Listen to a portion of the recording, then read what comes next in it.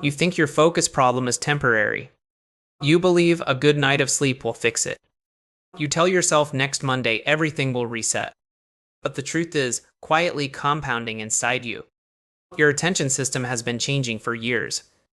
You just never had the language to name it. Most people think an air looks dramatic, and so imagine champagne. By then, the patterns are already deeply wired. There are 5 early signs almost everyone misses. Tonight, you will recognize at least 3 of them in yourself. Before we start, understand one thing. These signs are not weaknesses, they are evidence of adaptation. Your brain is not failing you, it is responding to an environment it was never designed for. Mode of retirement escaping the matrix. Our focus, the damage stays invisible until it isn't. Most protectivity advice treats symptoms, not structure. Tonight we look beneath the surface. What you are about to hear is uncomfortable, but uncomfortable truth is the beginning of repair. Each sign builds on the last. Pay attention to which ones land hardest in your body. Those are the ones already shaping your days, your work, and your relationships. Let us begin with the first sign.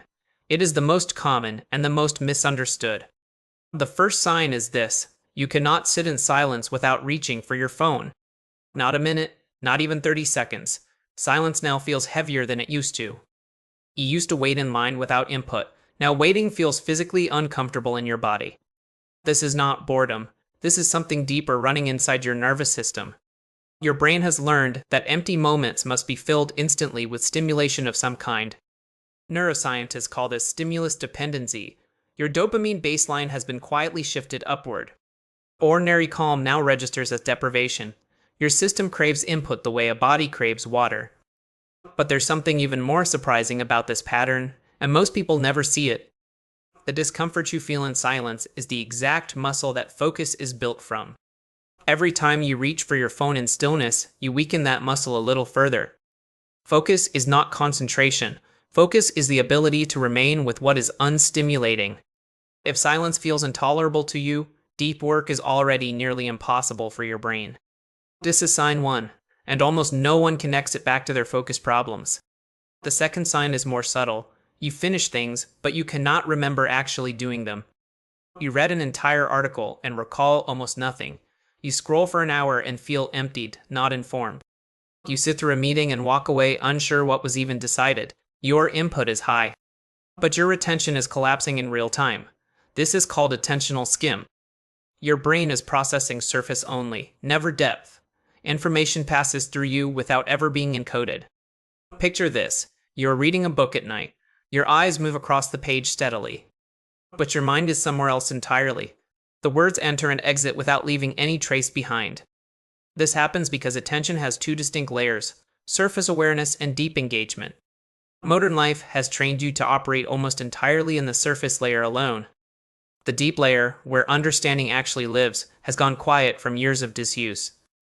This is why you feel busy but never feel like you are truly learning anything.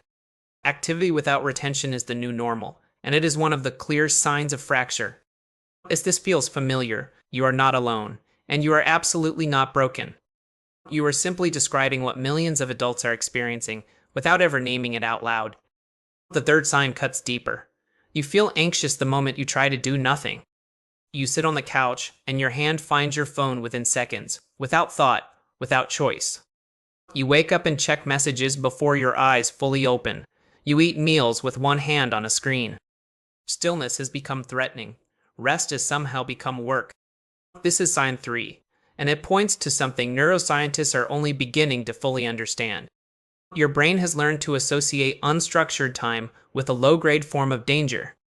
Not real danger, something subtler. The absence of input now registers as a kind of withdrawal.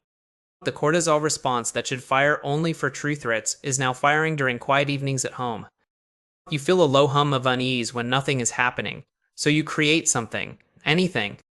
Open an app, refresh a feed, check a notification you already read twice today. The relief is real, but it is the relief of a system fixing itself with the very thing that broke it. What neuroscience discovered next genuinely changes everything about how you understand this. The same circuits that drive addiction in stronger forms are now active in ordinary daily phone use. You are not weak. You are using a tool engineered specifically to exploit your reward system. If doing nothing makes you anxious, Your attention system is already calling out for help. It is whispering before it learns how to scream. Most people miss the whisper entirely. You are not most people. You are here, listening, naming what others cannot yet see. The fourth sign is one almost no one talks about openly. Your conversations have grown shorter. They have grown shallower too. You used to talk for hours with close friends without effort. Now 10 minutes can feel long. Now you finish someone else's sentences inside your head. You wait for your turn to speak instead of actually listening to what they are saying. You check your phone mid-conversation without realizing you did it, then feel a flicker of shame. This is attentional erosion in social form. The same fragmentation affecting your work affects your relationships. Conversation requires sustained presence. It requires staying with one person, one topic, one rhythm of breath. Your trained brain wants the next thing immediately. It wants a swipe, a switch, a stimulus shift. So real conversation begins to feel slow, boring, even tiring on a deep level. And the people closest to you slowly start to feel further away, not because love changed, because your capacity to be fully present has narrowed without you ever noticing it happen. This is the part most productivity advice never mentions. Focus is not just about work output. Focus is the foundation of every meaningful experience you will ever have in this life. When focus erodes, intimacy erodes with it. Joy thins, presence quietly becomes performance.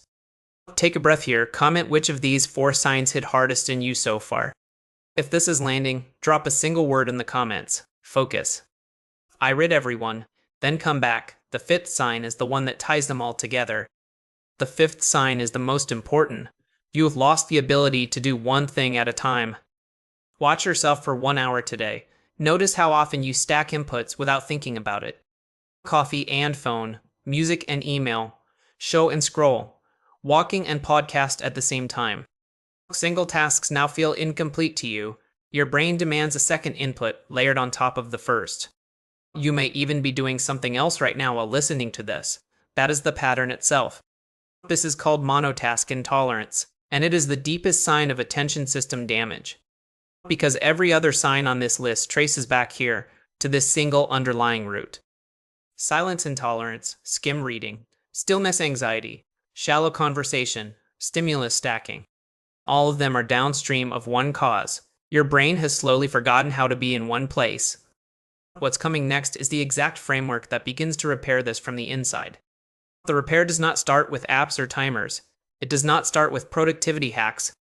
It starts with a different relationship to single tasks, a willingness to do them naked with no stimulation layered on top.